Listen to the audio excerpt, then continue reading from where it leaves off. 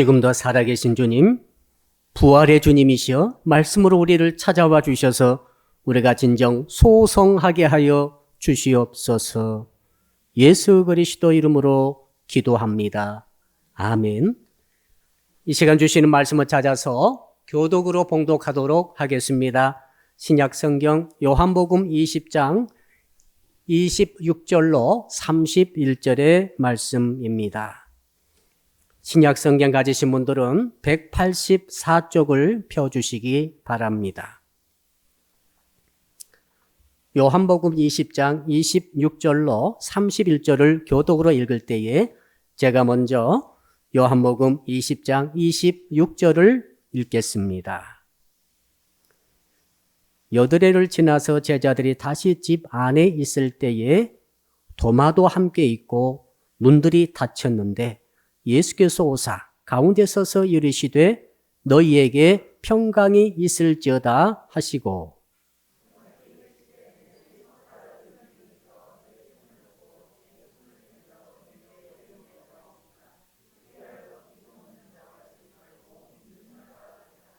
도마가 대답하여 이르되 나의 주님이시요 나의 하나님이시니이다.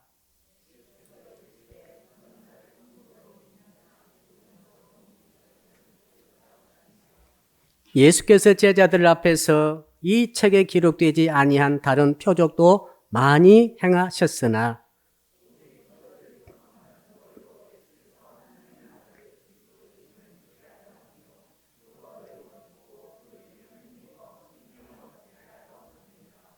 아멘. 오늘 주시는 말씀의 제목 우리 같이 한번 따라하겠습니다. 생명의 줄, 부활의 줄을 붙잡읍시다. 우리 옆에 분 계시면 인사 나누겠습니다. 당신의 인생에도 봄날이 오기를 축복합니다. 4월 중순 4월 17일인데 얼마나 화창하고 아름다운 봄날씨인지 모르겠습니다. 봄의 특징은 그렇게 말라버린 모든 나뭇잎들과 풀잎들이 싹이 돋아난다는 사실입니다. 우리 교회 마당의 덩굴도 엊그제만 하더라도 싹이 제대로 보이지 않아서 다 지난 겨울에 죽었나 하고 봤더니 오늘 부활의 아침에 보았더니 모든 싹들이 돋아나기 시작을 했습니다. 마치 죽은 나무가 살아난 것 같은 착각을 일으킵니다. 사람은 어떻습니까? 진정 사람은 부활하는 것입니까? 사람은 한 번 살고 한 번 죽는 것인데 욥이 그렇게 말했지 않습니까? 욥기 14장 14절을 보니까 사람이 죽으면 어찌 다시 살리까? 사람이 한 번 죽게 되면은 그 육체가 썩어버리고 없어져 버리게 되는데 어떻게 다시 살겠는가? 그 믿음 좋은 욥이 일반적인 인생들의 죽음의 모습을 의문시하면서 하나님께 묻고 있는 장면입니다. 인류 역사 수천 년 동안 우리 사람들은 살고 죽어왔습니다. 지금까지 살았던 사람들 총수를 세보니까 1100억 명이 살다가 갔습니다. 그 중에 단 한 사람도 다시 살아나지 않았습니다. 그리고 다 지나가 버리고 말았습니다. 단 한 분 예수 그리스도만이 죽음에서 살아나시고 살아나신 다음에 영원히 죽지 아니하시고 승천하신 유일한 사람이자 하나님이십니다. 그러나 그 외에는 전부 다 죽었는데 그런데 성경은 말합니다. 사람은 부활한다라고 말씀을 하시는 것이죠. 이것을 어떻게 믿을 수 있겠는가? 오늘 본문의 주인공 도마가 그렇게 말합니다. 예수께서 부활하신 후 8일 만에 부활의 주님의 방문을 받기 바로 직전에 도마는 이렇게 말했습니다. 야, 너희들이 아무리 말해도 어떻게 죽으신 주님이 다시 살아나셨겠느냐 하면서 말하기를 나는 믿지 아니하노라. 도마도 욥도 우리도 마찬가지입니다. 단 한 번도 죽은 사람이 살아난 것을 여러분 보신 적이 있으십니까? 그리고 잠깐 죽었다가 잠깐 살아난 경우 있을지 모르겠으나 그 살아난 사람이 영원히 살고 있는 것을 본 적이 있습니까? 우리는 한 번도 본 적이 없습니다. 들은 적도 없습니다. 그러므로 사람이 산다라고 다시 부활한다고 말씀하시는 하나님의 말씀을 들을 때 우리는 믿을 수가 없는 것이죠. 어떻게 믿겠습니까? 자, 그래서 이것이 초기 교회의 문제가 됐습니다. 초대교회 때는 살아나신 예수님을 직접 목격하고 만났던 초대교회 우리 성도들이 계셨어요. 500여 성도들이 계셨습니다. 그리고 12사도도 물론 계셨습니다. 사도 바울도 물론 나중에 다메섹 도상에서 살아나신 부활하신 주님을 만난 적이 있었습니다. 그러나 시대가 흐르고 시간이 흐르면서 이제는 살아계신 부활하신 주님 만났던 목격자들이 다 또 죽어가고 없어지고 있었습니다.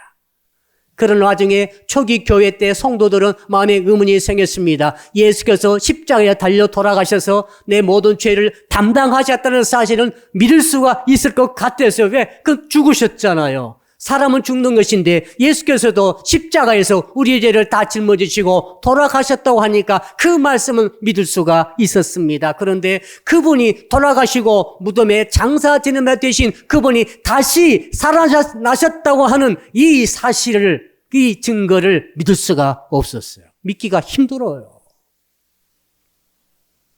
그래서 오늘 사도 바울께서는 고린도전서에 그런 말씀을 하셨습니다. 15장에 보니까 부활에 대해서 말씀하시면서 뭐라고 하는가 하면 너희들이 그렇게 예수님의 부활을 믿기 어렵냐, 믿기가 어려우니 그러면서 내가 이제 믿는 방법을 알려준다고 말씀하십니다. 여러분, 부활의 신앙이 정말로 필요합니다.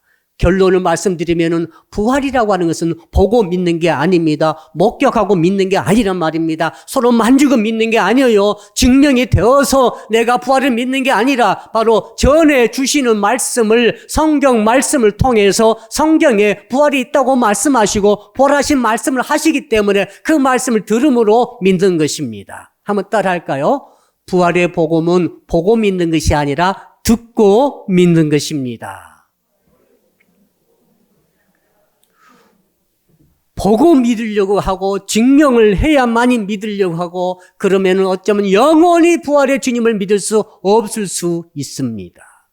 어떤 분 전도하면 그렇습니다. 하나님을 보여라. 보이면 내가 믿겠다. 부활절이라고. 야, 누가 사람이 부활하느냐? 어디 있느냐? 아무도 없다. 그럼 왜 너는 부활을 믿고 있느냐? 보여주라. 증명해봐라. 믿겠다. 이런 분들이 계시지요. 만나보셨을 것입니다. 여러분, 그런 분들은 주님을 만나지 못합니다. 믿을 수가 없습니다. 보고 믿는 게 아니기 때문에 그렇죠. 사도 바울이 고린도전서 15장에 하신 말씀이 그 말씀 아닙니까?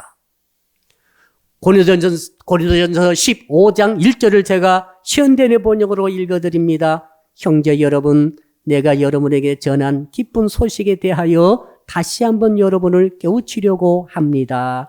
여러분은 이 기쁜 소식을 받아 그 위에 여러분의 신앙을 굳게 세웠습니다. 공동 번역에는 이 복음은 여러분이 이미 받아들였고 또 여러분의 믿음의 기초가 되었습니다. 여러분, 신앙을 이해하셔야 돼요.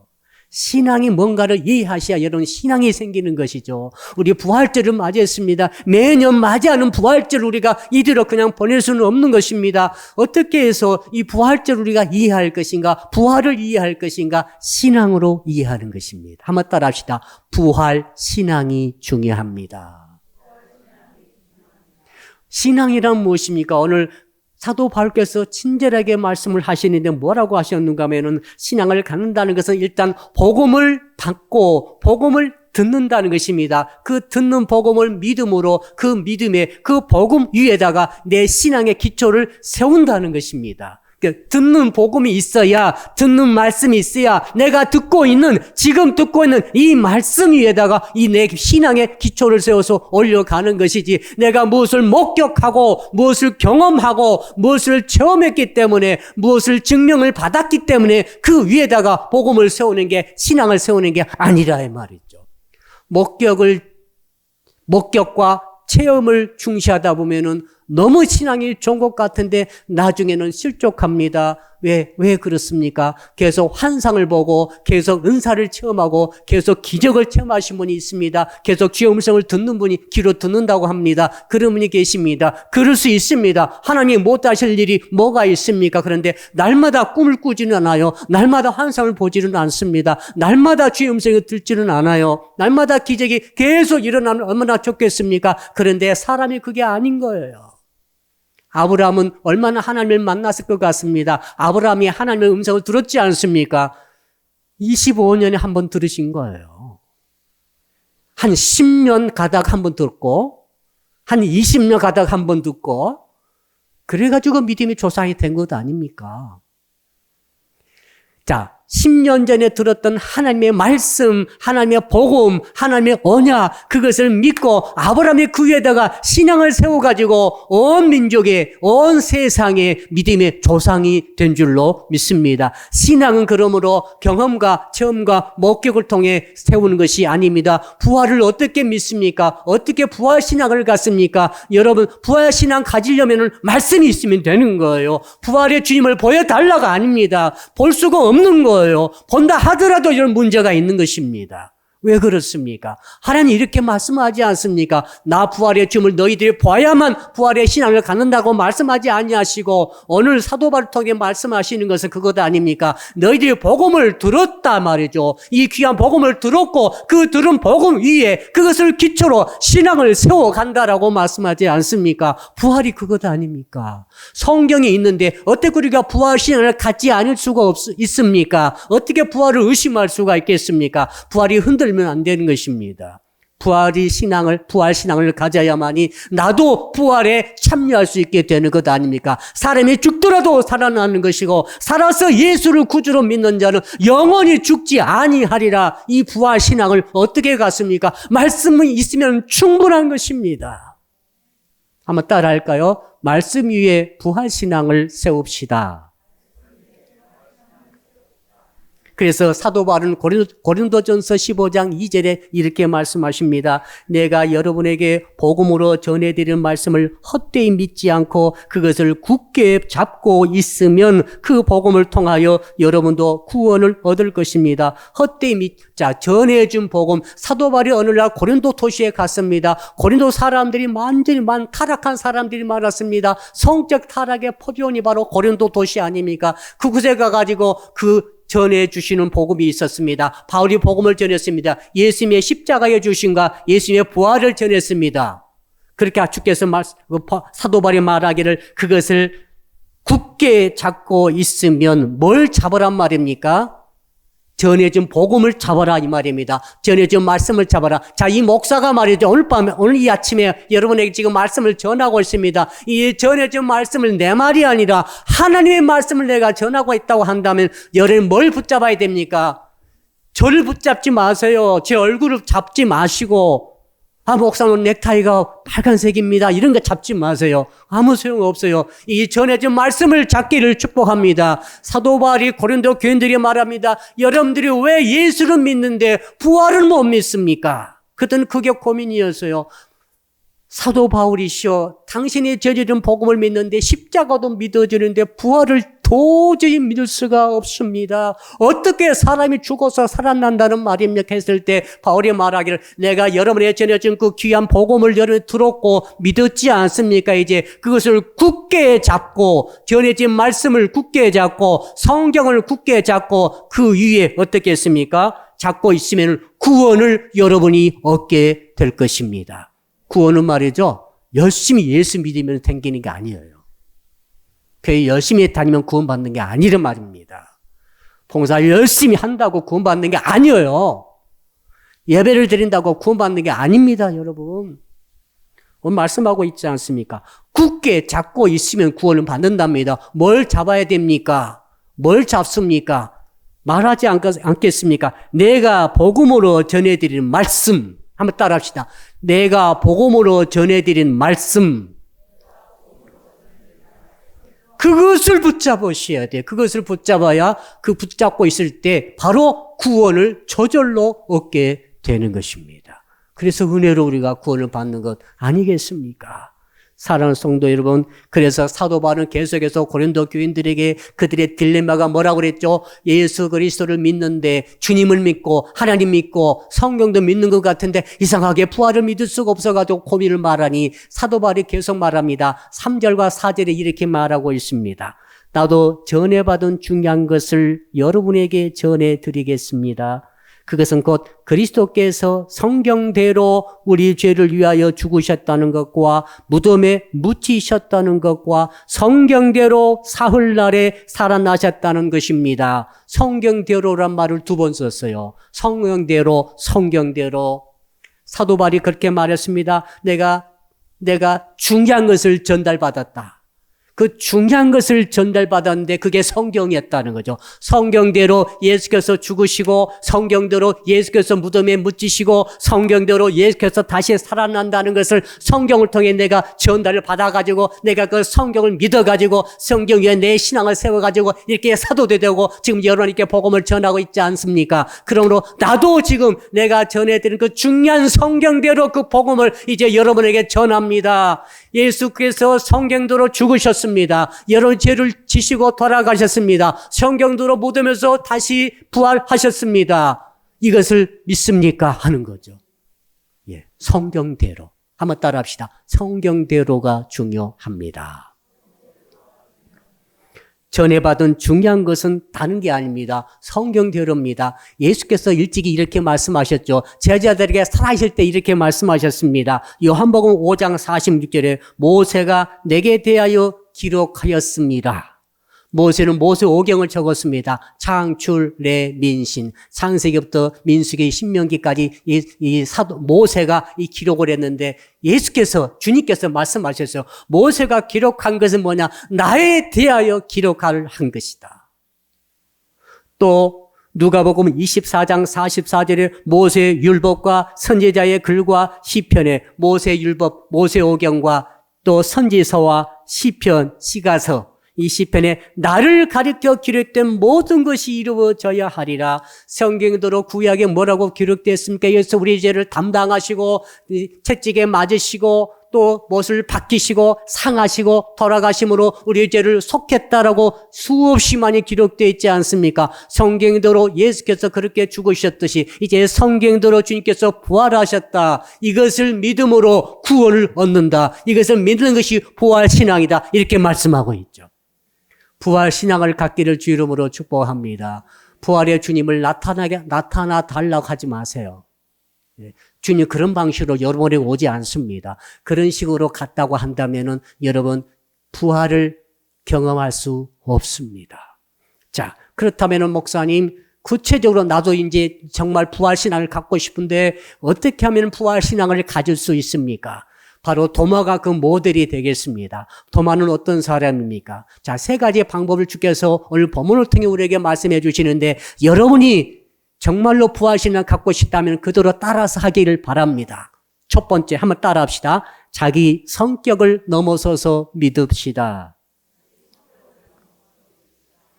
여러분, 우리는 다 성격을 가지고 있습니다. 성향이 있습니다. 성질이 있죠. 옆 사람 인사합시다. 당신도 알고 보니 성질이 있습니다.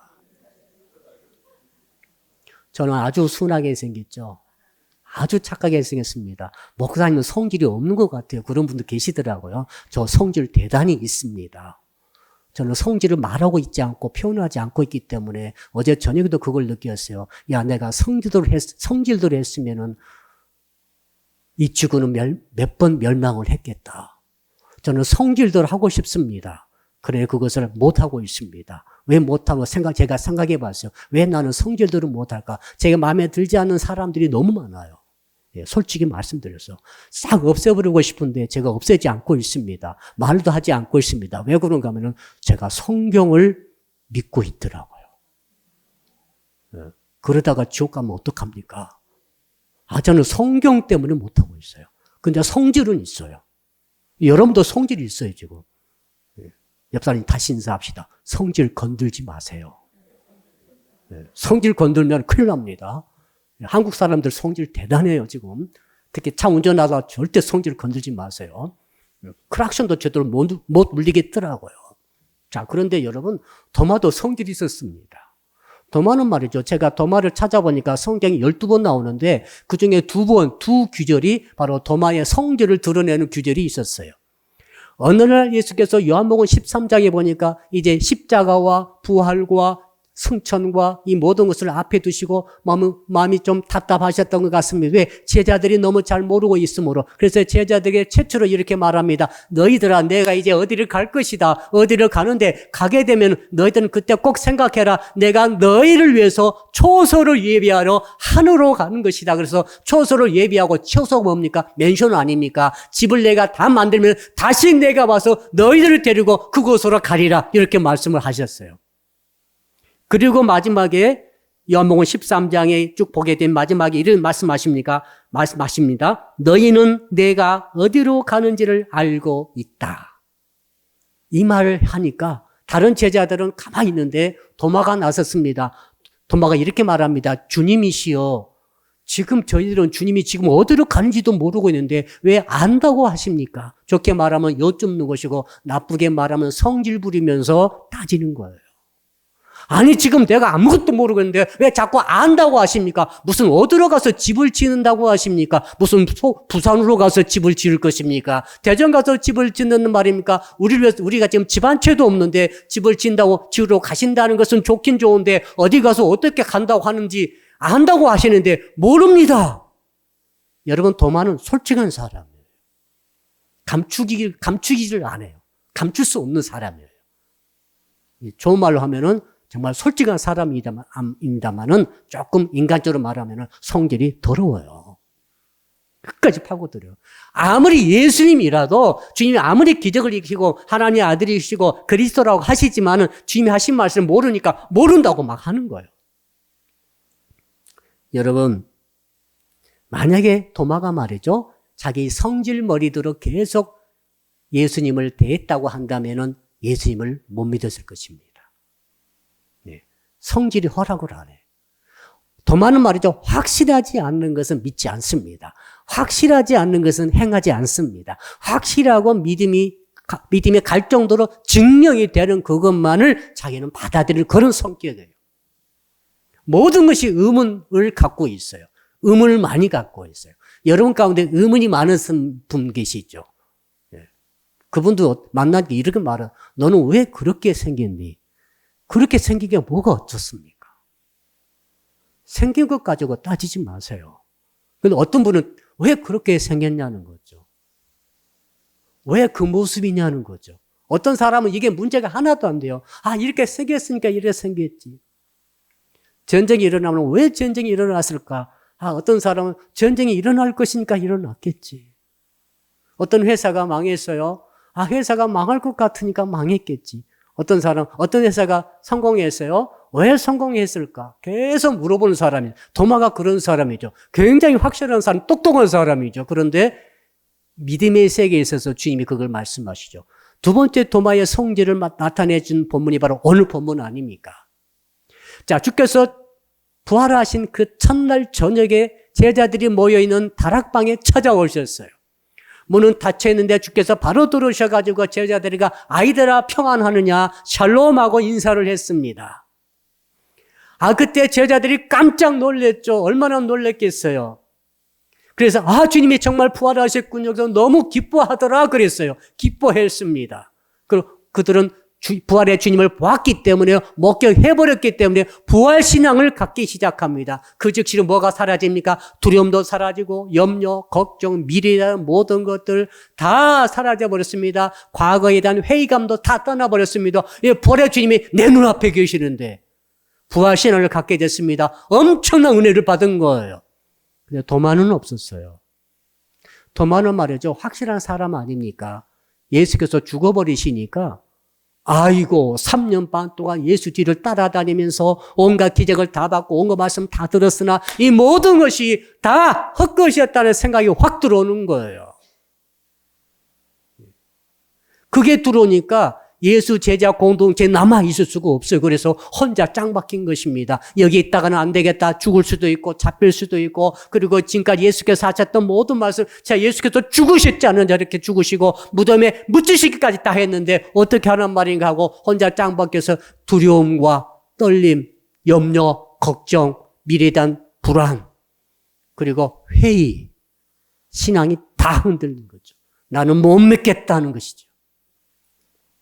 혼자 고립되어 짱 박혀 있다가 너무 다 궁금해가지고 제자들이 이 은신처인 그 다락방에 8일 만에 찾아왔습니다. 8일 만에 딱 찾아와서 제자들이 찾아오니까 도마야 네가 없을 때 예수께서 오셔가지고 부활의 주님 오셔가지고 이렇게 우리가 기쁘다, 참 예수님 부활하셨다 침이 튀도록 계속 말하니까 도마가 말했습니다. 뭐라고 말합니까? 여러분, 우리 성경 가지신 분들을 25절 한번 같이 읽어봅시다. 25절 오늘 본문 시작. 다른 제자들이 그에게 이르되 우리가 주를 보았노라 하니 도마가 이르되 내가 그의 손에 못자국을 보며 내 손가락을 그 못자국에 넣으며 내 손을 그 옆구리에 넣어보지 않고는 믿지 아니하겠노라. 지독한 사람입니다. 이 정도 사람. 예수님이 자, 여기 못 박히시고 발목에 못 박히시고 옆구리 창을 찔리셨죠. 도마가 정확하게 말합니다. 첫 세 가지 말인데, 첫째는 그 못자국을 내가 보아야 되겠다. 눈을 딱 갖다 대고, 눈을 갖다 대고 구멍에 뚫는 손목에 못자국을 내가 보아야 되겠다. 두 번째, 내 손가락이죠. 여러분, 손가락을 못자국에 이제 넣어보겠다는 거죠. 보통 사람이 할 말 아니죠. 여러분의 손목에 지금 구멍이 뚫려 있다 합시다. 누가 손가락을 넣으면 어떠겠어요? 아플 수도 있잖아요. 엄청. 그 도마가 손가락에 처음에는 보고 그 다음에는 손가락을 넣어보고 세 번째가 더 지독합니다. 터진 옆구리에다가 손가락 아니지, 손을 쑥 집어넣어 보겠다. 여러분, 옆구리가 어디까지 통해 있어요? 심장까지 들어가 있잖아요. 옆구리에 뭐가 있어요? 간, 장기, 창자가 다 들어있잖아요. 이 지독한 도마가 말이죠. 손을 쑥 넣어가지고 이게 유령기가 아닌가. 심장도 만져보고 밥통도 만져보고 간도 주물거려 보겠다는 거 아니겠어요, 지금? 조금 제가 심하게 표현했습니다만 그 뜻입니다. 지금 이렇게까지 확실히 내가 확인해야만이 믿지, 그렇지 않고는 믿지 않겠다. 영어 성경 보니까 I will not believe it. 절대로 믿지 않겠다. 강력한 의지. 믿지 않겠다는 의지. 너희들이 침을 튀기며 지금 부활의 주님 만났다고 말하지만 나는 믿지 않겠다라고 말했습니다. 왜 이렇습니까? 도마가 왜 이런가요? 성질이에요. 믿을 수 없는 사람이에요. 만일에 도마가 자기 이 성질대로 끝까지 고집 피우고 있었다고 한다면 그는 영원히 복음을 믿지 못했을 것입니다. 그래서 주님이 8일 만에 그 현장에 다시 찾아왔어요. 누구 때문에? 도마 때문에. 도마는 그대로 두면은 영원히 믿지 못한 자가 돼버릴 것입니다. 제자들은 다 부활의 주님 만나서 믿었지만 이 도마는 부활신앙을 갖지 못하는 거예요. 그래서 주께서 오셔가지고 뭐라고 하십니까? 야, 이제 한번 손가락을 내 이 구멍에 넣어보라. 보고 난 다음에 보여준 다음에 넣어보라고 말씀하십니다. 그래가지고 하나님의 그 예수님의 은혜로 말미암아 도마가 드디어 굴복하죠. 주는 하나님이십니다. 주는 그리스도이십니다. 주님은 살아나셨습니다. 라고 부활의 주님을 이제 드디어 고백하게 됩니다. 사랑하는 성도요, 그러므로 첫 번째는 뭡니까? 우리가 부활신앙 가지려면 성질대로 믿지 마시고 내 성질은 믿지 못할 것인데 복음 앞에서는 성질을 굽히시고 성질을 죽이시고 성질을 던져버리시고 성질을 넘어서서 예수 그리스도의 복음을 믿으시기를 축복합니다. 말씀에 쓰여 있잖아요. 자, 말씀이 뭐라고 쓰여 있어요? 예수께서 살아나셨다고 쓰여 있죠. 확인했습니까? 예수께서 살아나셨다고 믿으란 말이 아니라 성경에 그렇게 기록되어 있죠. 오늘 방구리가 읽었죠. 살아나셔서 제자를 만났죠. 도마도 만났죠. 믿습니까? 믿으시면 아멘 합시다. 그냥 그는 믿으세요. 내 성질 속에서는 내 마음은 믿지 마라 한다 할지라도 그렇게 하지 마시고 복음 앞에 나를 성질을 굴복시키는 것이 부활신앙의 첫 걸음이 될 줄로 믿습니다. 두 번째는 한번 따라합시다. 모이기를 힘써야 합니다. 지금 계속 말씀드렸죠. 부활의 주님을 최초에 만난 사람은 막달라 마리아였습니다. 부활의 새벽, 주일 새벽 그 이른 아침에 예수님의 시신에 향유를 부어드리기 위해서 이제 그 무덤 앞에 갔다가 무덤 문이 굴려진 것 보고 그때 바로 있는데 옆에 주님이 계셨습니다. 주께서 막달라 마리아를 최초로 만나 주셨습니다. 막달라 마리아는 가장 비참한 신분이었고 가장 어려운 형편의 사람이었는데 예수를 만나가지고 예수님을 사랑하게 된 여자 제자인 줄로 믿습니다. 그분이 말이죠. 그 막달라 마리아가 최초로 부활의 주님을 만나는 복을 받게 되었습니다. 바로 그날 밤에 이제 다른 제자들, 남자 제자를 만나게 되는데 그때 불행히도 도마는 없었습니다. 자, 한번 생각해 보세요. 모였던 제자들에게 주님이 찾아오셨어요. 주님이 홀로 고독을 씹으면서 무서워서 두려움에 불신앙에 회의에 예수께서 했던 모든 말씀이 막 흔들리고 헤어져 버린 그런 도마를 찾아가신 게 아니라 모여있던 제자들을 주님이 먼저 찾아오셨어요. 왜 그랬을까요? 자, 모여있는 제자들을 찾아오신 주님께서 당신의 몸을 보여주시고 제자들에게 안부를 물으시며 성령을 받아라 성령까지 불어넣어 주심으로 무슨 일이 생겼습니까? 그들의 부활 신앙이 생긴 줄로 믿습니다. 따라합시다. 모여 있을 때 부활 신앙이 생깁니다. 이제 제자들은 부활 신앙이 생겼습니다. 이런 부활 신앙이 생긴 사람은 어마어마한 파워를 갖게 되는 거예요. 무섭습니다. 이 세상에서 가장 커다란 파워는 어떤 파워죠? 네, 머니 파워가 강력하죠. 돈이 얼마나 강력합니까? 지금 100억만 생기면 강력한 파워를 좀 행사할 수 있을 것 같기도 해요. 근데 권력의 힘이 더 세죠. 권력으로 돈을 좌지우지해버릴 수 있습니다. 권력이 그렇게 중요한 거죠. 우리 대한민국에 지금 권력이 지금 체인지되고 있습니다. 권력 지금 변화가 일어나면서 나라 전체가 들썩거리고 있어요. 근데 권력이 아무리 중요해도 아무리 강해도 법 앞에서는 민주국가에서는 법 앞에서는 무릎을 꿇습니다. 권력의 최정점인 대통령도 법으로 구속시킬 수 있어요. 감옥에 지금 보냈지 않습니까? 누가 보냈어요? 법이 보낸 거예요. 법의 힘이 강력합니다. 그래서 이 법을 잘 집행해야만 나라가 좋은 나라가 되는 것입니다. 그래서 우리나라가 지금 시끄러운 것 아닙니까? 검찰에게 어떤 법을 줄 것인가? 판사는 어떻게 할 것인가? 이 법조계가 지금 시끄럽습니다. 왜요? 이 가장 최고의 권력보다 법이 그 위에 있기 때문에 그렇습니다. 근데 여러분, 진짜 파워는 법이 아닙니다. 인간이 있어서 가장 큰 파워는 죽음의 힘입니다. 죽음의 파워보다 더 강한 파워는 없어요. 법을 갖고 있으면 뭐합니까? 법을 집행할 수 있으면 뭐합니까? 판사면 뭐합니까? 모든 것을 판결해서 대통령도 보내고 대재벌 회장도 다 감옥에 보낼 수 있으면 뭐합니까? 죽어버리면 끝입니다. 죽음보다 더 강한 힘은 없어요. 그런데 기억하십시오. 가장 강력한 힘은 부활의 힘입니다. 죽었는데 살아나버렸다. 이 끝장 아닙니까?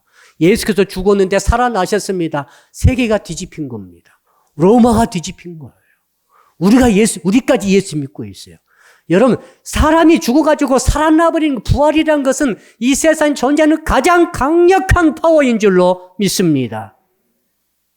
지금 예수의 부활을 목격한 제자들이 마가다락방에서 바로 부활한 그 첫날 저녁에 부활의 주님 만나면서 부활신앙을 갖게 된 것인데 도마는 부활신앙을 갖지 못했습니다. 이유가 뭐예요? 안 모였기 때문에 그래요. 성질이 더러워서가 아니에요. 자, 이 모여있을 때 제자들마저 성질도 약한 사람 있고 성질이 강한 사람이 있고 겁이 많은 사람도 있고 용감한 사람도 있고 이상한 사람도 있고 부족한 사람도 다 있었어요. 그러나 상관없어요. 부활의 주님 만나자마자 전부 다 부활신앙을 갖게 된 줄로 믿습니다. 도마는 부활신앙을 갖지 못했어요. 무려 8일간이나 부활신앙 없이 회의와 두려움과 고독 속에서 염려 속에서 그는 거의 헤매고 있었습니다. 혹시나 저기 가면 잡힐까 봐서 가지도 못했어요. 이제 우리 사랑의 빛교회가 모일 때가 온 것 같습니다. 코로나가 이제 내일부터 완전히 법적으로 풀립니다. 여러분 생각해 보셨습니까? 자, 2년 4개월 전에 코로나가 발휘되면서 교회에 제재를 가하기 시작했습니다. 우리는 그때부터 제대로 나오지 못했어요. 어떤 성도들은 말이죠. 그때부터 지금까지 안 나오고 한 번도 안 나오신 분 계세요. 여러 사람 계세요. 저는 염려가 됩니다. 아, 그분이 아직도 믿음 갖고 있을까? 코로나 딱 시작될 때부터 지금까지 코로나 무섭든 아무튼 어떤 이유에서든 이유가 있겠습니다만은 그러나 이 교회 공동체란 모임에 한 번도 안 하고 목장이라고 하는 비록 줌이를 통해서라도 오면 괜찮은데 그런 절대 컨택이 없어져 버린 접촉이 없어져 버리는 성도들이 여러 명 계십니다. 저는 그분들이 믿음을 갖고 있을까? 지금도 믿을까? 도마가 말이죠. 만일 계속해서 8일이 아니라 18일, 28일, 한 달, 두 달, 1년, 2년 혼자 있었다고 한다면 그는 예수 그리스도를 완전히 잊어버리고 예수에 대한 신앙을 완전히 버려버릴 것으로 확실하다고 저는 생각합니다. 근데 은혜가 있었죠. 8일 만에 모임에 온 거예요. 8일 만에 모이게 된 거예요. 그때 누가 오셨습니까? 부활의 주님이 그 자리에 임재하신 줄로 믿습니다. 그래서 도마가 어떻게 됩니까? 부활신앙을 도마가 갖게 된 줄로 믿습니다. 오늘 말씀 보면은 여러분 거기 보십시다. 28절, 29절. 두 절 우리 같이 읽읍시다. 시작. 도마가 대답하여 이르되 나의 주님이시요 나의 하나님이시니이다. 예수께서 이르시되 너는 나를 본고로 믿느냐? 보지 못하고 믿는 자들은 복되도다 하시니라. 그러므로 우리가 부활신앙 가지려면 첫째는 내 성격을 죽이시고 내 성격을 넘으셔서 복음 앞에 말씀 앞에 성경이라고 한다는 철저히 100% 수용하시기를 바랍니다. 두 번째는 모여라는 거예요. 여러분, 우리가 코로나 때문에 온라인으로 예배를 드린 적이 많이 있었습니다. 엊그저께 제 친구들을 만났는데 다 우리 장로들이고 안수 집사들이고 집사들입니다. 내가 그들에게 물어봤어요. 그들이 스스로 말했습니다. 야, 온라인 예배 드리니까 참 편하더라. 참 좋은 점이 있더라. 라고 말하면서 뭐라고 말하는가 하면은 온라인 예배 드리니까 예배에 집중이 안 된다는 거예요. 뭔가 컨택이 이 하나님과 나와 성령과 내가 접촉이 되는데 접촉하는 점이 정말 부족한 것이 있다라고 고백을 했어요. 왜요? 예배 드리다 보니까 누가 채널을 돌려버렸네. 갑자기 다른 프로가 나와버리는 거지. 아, 예배를 드리다 보니까 너무 급하다 보니까 소파 앉아서 그냥 반바지 입고 예배를 드리는 거예요, 지금. 보는 사람 아무도 없는데 뭐. 반바지 입고 있는데 목사님께서 나오셔가지고 거룩한 설교를 지금 선포하고 있습니다. 갑자기 누가 또 찾아오냐. 띵동띵동 문을 뚫으면 나가봐야 되잖아, 지금. 사도신경 고백하다 말고 나가서 들어오니까 다 지나가 버렸어. 그러니까 이런 점들이 이제 1년, 2년 넘어가다 보니까 너무너무 이게 어렵다는 거죠. 은혜가 안 된다는 것입니다. 여러분, 온라인 예배 통해서도 예수 그리스도 이름으로 선포되는 말씀과 예배 속에는 하나님의 성령께서 임재하신 줄로 믿습니다. 자, 그러니까 온라인 예배든 현장 예배든 간에 성령의 감동과 감화와 깨우침은 분명히 있습니다만 다른 게 있어요. 다른 게. 온라인 예배는 컨택이 없어요.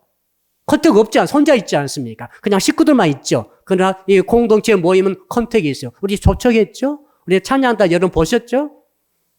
목소리가 막 들려오고 몸으로 다 들으셨죠? 이게 컨택이에요. 안내할 때 우리 권사님 안내하는 거 다 보셨죠? 예쁜 미소로 어서오세요 하는 것 보신 분만 손 들어보세요. 왜 하냐고 합니까? 그렇지 않잖아요. 여러분 컨택이 얼마나 중요합니까? 성령께서 말이죠. 각각 성령이 안에 계시는 주의 자녀들이 함께 모인 곳에 컨택이 있을 때 성령의 기름 부심이 있다는 것을 믿으시기를 바랍니다. 여러분 어떤 권사님 말이죠. 아주 참기름을 짜가지고 온라인으로 보냈어요. 집사, 이 집사, 자, 이 참기름 얼마나 맛있는지, 얼마나 고소한지 알아? 참기름의 기름 부음이 갑니까? 안 갑니까? 안 갑니다. 향기는 안 가는 거예요. 기름은 어떻게 됩니까? 손에 묻혀가지고 접촉할 때 기름이 가는 거죠. 성도끼리 접촉하는 것은 엄청난 위익이 있습니다. 성령의 기름 부음이 있다는 것을 믿으시기 바랍니다. 완전히 다를 수 있어요. 도마가 말이죠. 듣기만 하다가 이제는 드디어 그 공동체에 들어감으로 컨택이 되면서 부활의 주님을 만나게 된 줄로 믿으시기를 바랍니다. 여러분, 이렇게 성령의 기름 부음 가운데 우리가 컨택하고 있을 때 하나님과 성도와 서로 만남을 피부를 접촉하고 만나고 있을 때 어떤 일이 있습니까? 나도 모르게 기름 부음 받아요. 목사님, 저는 이것도 부족하고 이것도 부족하고 아무 상관없어요.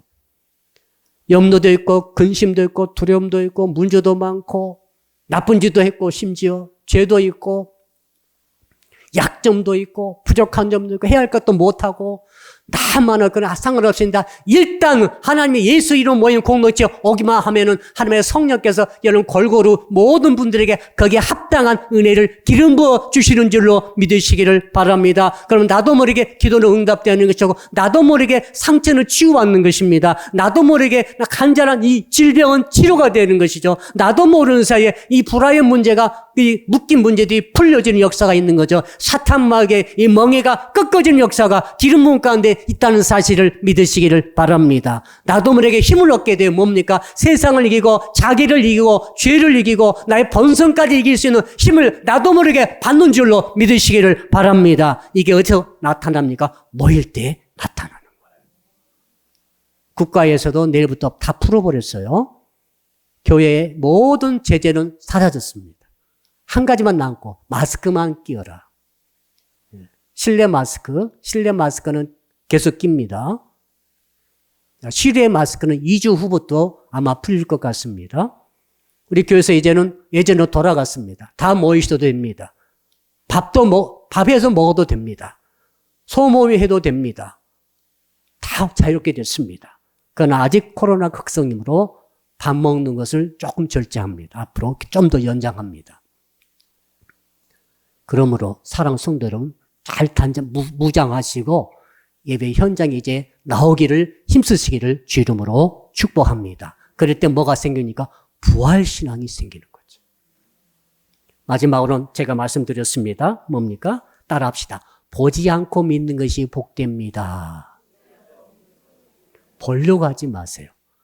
들은 말씀, 성경 말씀에 내 신앙을 기초 세우세요. 부활 있다고 하니까 부활신앙이 세워지는 거죠. 치유가 있다고 하니까 치유신앙이 세워지는 거예요. 승리가 있다고 하니까 승리신앙이 세워지는 거예요.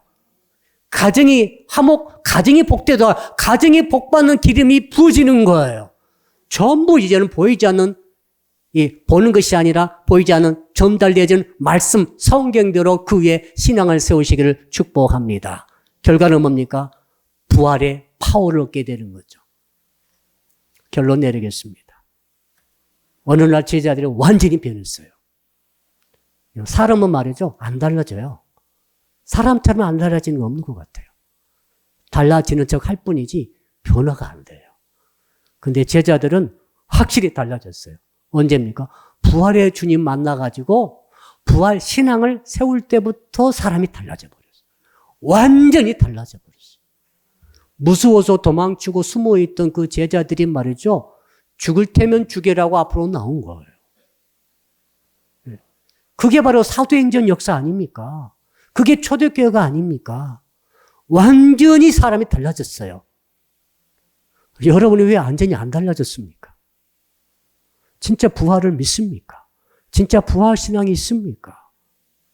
그걸 하나님이 지금 물으시는 거예요. 여러분, 살아서 나를 믿는 자는 영원히 죽지 아니하고 또 믿다가 죽은 자는 다시 살아날 것을 믿습니까? 이 믿음은 이 부활신앙으로 무장하여서 하나님의 부활의 파워를 받아 세상과 자기와 죄를 이기고 마귀를 이기고 승리하시기를 주 이름으로 축복합니다.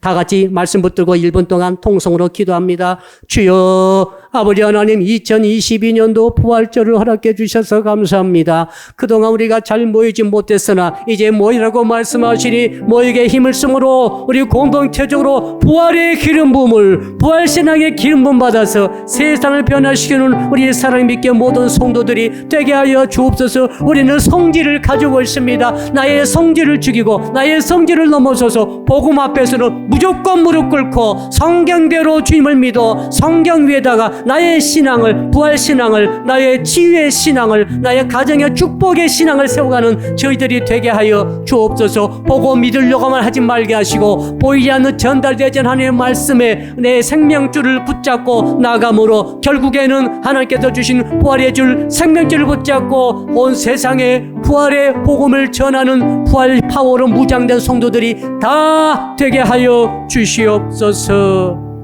감사합니다. 예수 그리스도 이름으로 기도드리옵나이다. 아멘.